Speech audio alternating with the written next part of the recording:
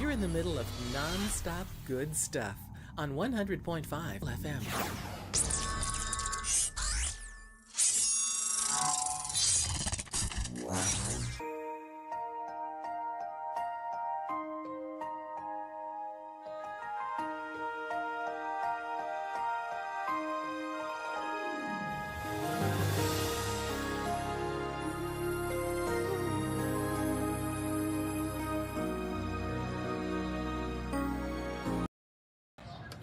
Abiyan may nga dira sa imo, kag welcome gid sa aton nga palatuntunan ang Ilonggo Daily Light from God's Word Radio Broadcast. Ako si Pastor Ipafra Sacar, nagapasalamat sa mga kaabyanan, kag suki nga mga kauturan, mga kaabyanan nga nagapamati sa sining istasyonan sa radyo dira sa Hinubaan, San Jose Sipalay, Kaliling Kawayan, dira sa Bulu-Bulu Kawayan, sa Kamingawan, Kabankalan City, Daan Banwa, Kabankalan City, Tapi, Kabankalan City, Bantayan B, Kabankalan City.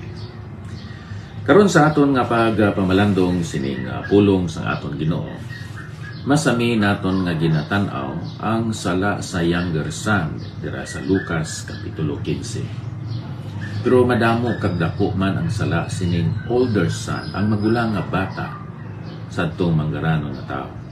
Tanaw naton karon ang iya mga sala diri sa Lucas kapitulo 15, sugod kita sa pagbasa sa bersikulo 25. Karon ang iya anak nga magulang yadto sa uma, kag sang nagpauli siya kag naghinampot sa balay, nabatian niya ang langton kag sinaot, kag gintawag niya ang isa sa mga sulugon kag ginpamangkot kung ano ang kahulugan sini. Kanagsiling siya sa iya, ang imo utod nag-abot, kag ginpaihaw sang imo amay ang pinatambok nga tinday, bangod nga nabato niya siya nga maayo. Apang nangakig siya kag hindi buot magsulod. Ang iya amay nagwa kag nagpakiluoy sa iya. Apang nagsabat siya sa iya amay, yari karon sa sining mga tinuig, nag-aalagad ako sa imo, kag wala gid ako maglapas sa imo sugo. Apang wala mo gid ako paghatagi sing tinday nga kanding, agod nga magkasadya ako upod sang akon mga abyan.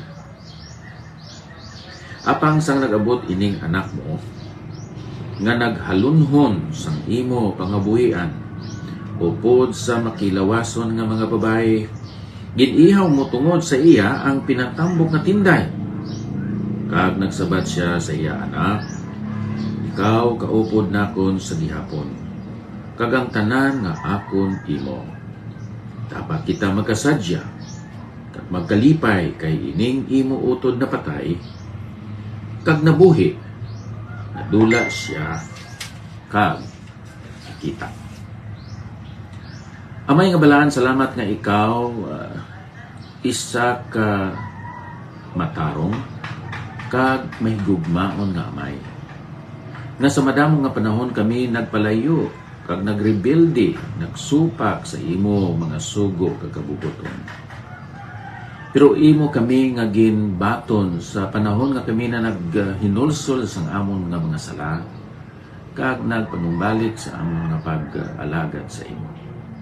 Kabay pakuntani nga hindi kami mangin kaangay sa sining magulang nga anak nga may tinago nga kapaitan sa iyang tagpusohon, may kalagot sa iyang manghod, kag madamo pa nga mga sala. Sa ngalan ni Jesus. Amen. Abyan ang older son, ang magulang nga bata, madamo gali aton makita diri ang iya mga sala. Ang Lucas kapitulo 15 contain ini sang tatlo ka separate na kalain-lain nga istorya nga nagatudlo sa aton kung nga ang mga tao nawala, nadula. ang parable sang isa ka nanungod sang isa ka tao nga may isa ka gatos ka karnero nga sang nawala o nadula ang isa. Nagatudlo ini sa aton nga ang mga tao nadula tungod sa ila ignorance kaangay sinang karnero. The woman who lost a coin shows us that people are lost because of carelessness. Careless atong babae. And then thirdly, there is a parable of the lost son. People are lost because of rebellion. So, ignorance, carelessness, and rebellion are the three outstanding reasons why people are lost. There is a lost sheep, lost coin, and lost son. Ini sila tanan nakita kag ang reactions sa sining tatlo ka parable amoy ni that people were rejoicing. Amo man na ang matabo abyan kung may isa ka makasasala nga maginulsol sa iya mga sala kay siling sa balahan kasulatan bisan pagani ang mga manugtunda sa langit nagakasadya kag nagakalipay kay may isa ka makasasala nga nagbalik dira sa Dios. Tanaw naton karon kung ano gid ang salaya sining magulang nga bata. Tanaw naton ang iya relasyon sa iya amay. Ini bala ang pag-separate amo ang nagapadalagan sa iya attitude. Separation ran his attitudes. Bisan matuod nga siya nagpabilin dito sa ila balay in contrast sa iya manghod nga nag-desider sa pagbiya sa ila. Siya sa gihapon ining magulang miserable kag nasiparar siya sa iya amay emotionally. Ara siya tuod naga-star dito sa balay upod sa iya nga amay. Pero wala siya sang communion o communication, correspondence sa iya nga amay. Matuod nga ato siya sa ila balay, kaupod sa iya amay. Pero ang iya mga panghuna-huna, ang iya balatyagon, nagpabilin dito sa uma. Wala siya naka-realize sa sina na sitwasyon. Sa pagkamatuod, a far-off country is anywhere one chooses to go outside of God's will. Kung malayo o sagwa ikaw sang kabubuton sa Ginoo, ang imo sitwasyon, ang imo kondisyon, kaangay ka nga naga-istar ka sa lain nga pungsod, lain nga lugar malayo sa lugar nga imo ginapuy-an karon. Ang prodigal son, ang manghod, naghalin sa ila balay agod nga makapagusto siya sa pagpangabuhi nga wala na sa mga restrictions. Apang ang iya magulang, although nga nagpabilin dito sa ila balay physically, he was still in a distant country because his heart was run by and filled with antagonistic attitudes. So, nasiparar siya sa iya amay. Ikadua, ang pagkadalok naghari sa sulod niya. May duha ka mga pig pens, tangkal, sang baboy sa sining nga istorya. The obvious one, amo itong tangkal nga sa diin nahamtangan sa itong prodigal son. Tungod kay iyang gingasto, ang iya manggad, ang iya kwarta sa ginatawag riotous, extravagant living. Pero ining siling naton obedient older brother was in a hog pen at home because of what? Sinful attitudes. Naguna-una siya nga siya balaan tungod kay ang iya external obedience sa iya amay, iya nga napakita, pero may lain gali siya nga balatyagon dira sa iyang kasing-kasing. Dira sa iyang nga tagipuson, siya walo, nagapabilin sa pig pen sang sang resentment, sang self-righteous attitudes. Ara siya sa tangkal sang kalagot, sang kapagot, sa kaakig. Bisan nga ato siya nagpabilin dito sa ilabalay. Ikatatlo, shame ruled him. Ang kahuya amo ang nagdumala sa iya. He was not able to open his desires and feelings to his father. Wala siya nagsugid sang iya mga handom kag balatyagon sa iya amay sang una, nga libre siya sa pagistorya. Ano gali ang iya handom?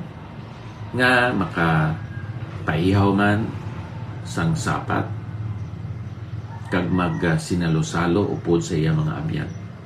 Mao man ang iya handom, pero naghipos lang siya. Iya lang ginluom ang iya nga balatyagon kag handom. Pero sang pag-abot sang iya nga manghod, dito na niya ginpahayag ang iya kapagod. Sang pag-abot niya sa ila balay, nga may parte na dito sa sulod sang balay, hindi siya magsulod. Kag nagpatawag pa siya sang ilang alagad, sang ilang servant, sulugon, kag magpamangkot kung ano ang nagakatabo. Tungod kay nahuya siya. He was able to talk to their servants, but he was not willing to talk with his father. Kaglabi na gid sa iya manghod nga nagbalik. Ano karon ang iya nga relasyon sa iya manghod? He had rage in this life. May kapagod siya, kaakig siya sa iya manghod tungod kay ginbiyaan sila. Ang iya kaakig nga iya ginpatuhoy sa iya manghod na naggasto sang iya kwarta sa ginatuwag riotous living. Sa pihak nga bahin, ang amay nagkalipay upod sa mga sulugoon tungod kay nagbalik ining iya nga bata. Ining magulang was bitter, may kapagot sa iya younger brother. Pero ang iya amay nagpakamaayo, nag-bless sa younger son sang sini nagbalik nga may paghinulso. So, he had rage in this life. Number 2, he had resentment in distrust. He was jealous of the treatment of his father, of his brother. He was suspicious sa iya brother kag sa iya nga father. Ang iya manghod nga lalaki, I believe nakatilaw gid man sa tong mga ginpakaon sa baboy. On the other hand, ining magulang may tagipuson nga napunan sang pagka hindi mapasayloon kag napunan sang bitterness sa iya nga manghod kag bisan pa sa iya may. And then ikatatlo, he was revengeful and disgusted. Ang iya dislike, ang iya nga hate, ang iya animosity amo ang nagkontrol sa iya. Hindi siya mapinasayloon.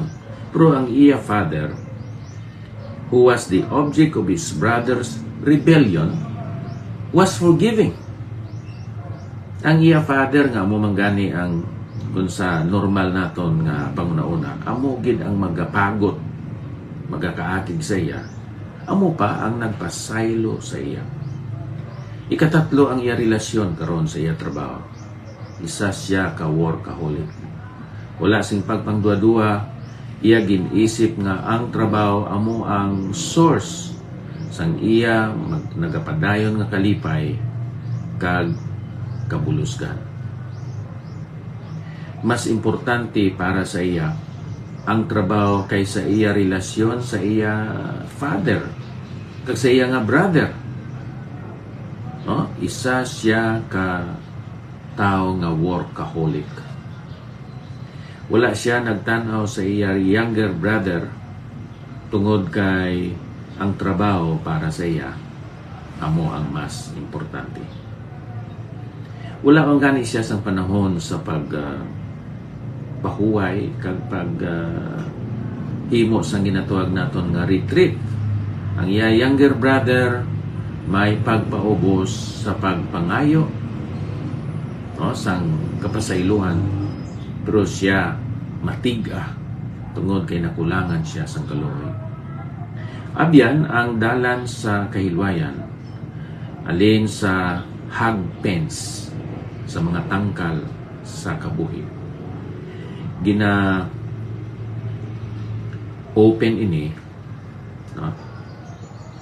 Pinaagi sa paghinulsol kag pag-surrender sa kabuton sa kamay.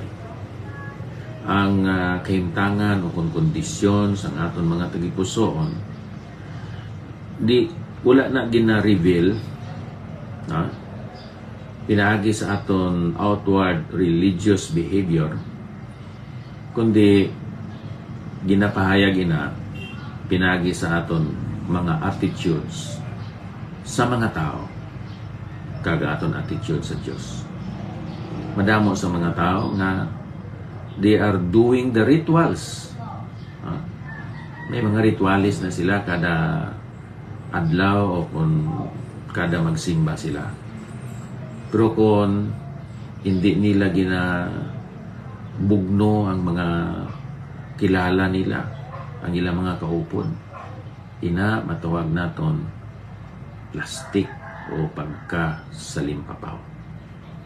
Ang mga iskriba kag ang mga parisiyo nagpagod sa kay Ginoong Hesus tungod kay iya nga gin-welcome ang mga makasasala nga naghandom sang kapasayloan sa ilang mga sala. Pero sa pagamatod, inay mga iskriba kag ang mga parisiyo, worse pa ang ilang kahimtangan kag kondisyon tungod kay ila ginsikway ang pagkilala man sa ila pagkamakasasala sa ilang mga tigpuson kag busa wala na sila nakakita nga sila nagakinahanglan man sa kapasayloan halin sa Ginoo. Kung gusto kita nga magwa sa mga tangkal sa aton kabuhi, kinahanglan willing kita sa pagbaton sa aton sala kag magpalapit kita sa kay Ginoong Hesus para sa kapasayloan sa aton nga mga sala, ang aton mga ginahimo kag bisan pa ang aton mga attitude kag ginahuna-una. Abyan ang pamangkot amo ini. Ikaw bala nakaangkon na sang kahilwayan halin sa tangkal sa imo pagkamakasasala kag sa imo resentment, anger, o kon sa imo kaakil sa imo kabuhi. Ara bala ikaw nagapabilin sa kaimtangan o kondisyon sa imo tagipuson nga wala ikaw nakapasaylo,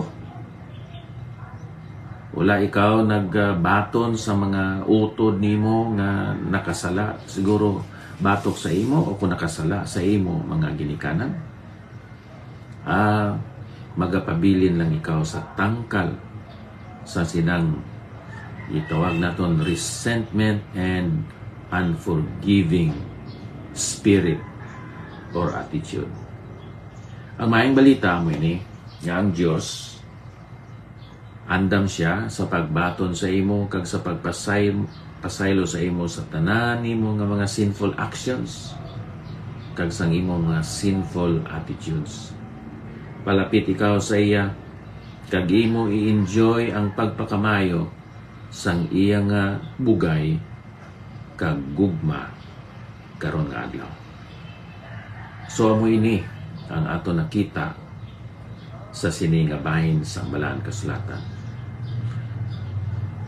hindi ka mag-isip nga ang older son mas matinlo, mas maayo, tungod kay wala siya nagpalayo sa ila nga balay.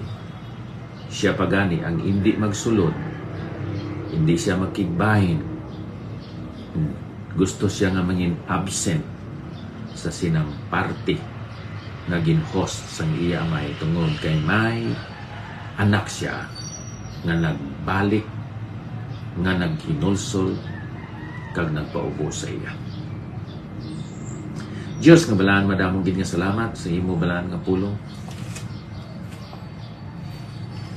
Salamat nga ikaw nakakita sa amon mga tagipusoon karon nga adlaw. Buligi kami nga magmapasaylon, magpatawad sa mga nakasala batok sa amon. Kay ikaw man gani nagpasaylo kag nagpatawad sa amon nga mga sala. Tudloy kami nga magwa sa tangkal sang resentment, anger, bitterness sa sining adlaw. Sa ngalan ni Ginoong Hesukristo.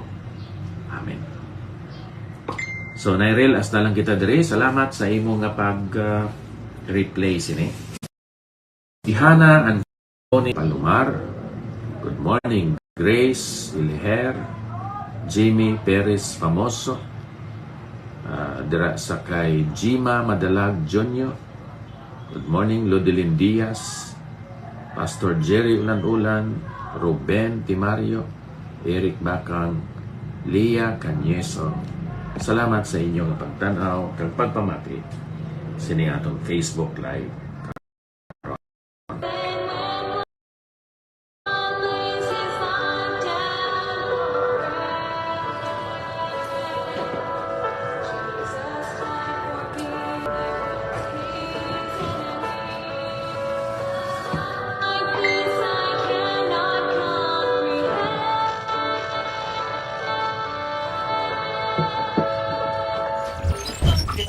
Playing more music than the others. This is Alagad Radio 100.5 FM. Ang tingog sang inuban. Why nailain pa? Lamiaoy.